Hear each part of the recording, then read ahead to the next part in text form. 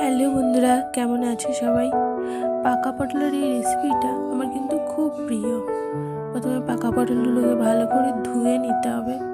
ধুয়ে নিয়ে মাঝখান থেকে ছুরি দিয়ে বা বটি দিয়ে কেটে নিয়ে একটা চামচ দিয়ে ভিতরের শ্বাসগুলো বের করে নিতে হবে।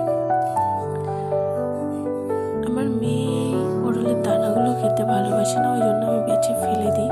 তো সবগুলো আমার নেওয়া হয়ে গেছে। আর আমাদের লাগবে কাঁচা লঙ্কা কয়েকটা চেরা, শুকনো লঙ্কা, হলুদ গুঁড়ো, নুন, তেজপাতা, সর্ষের তেল।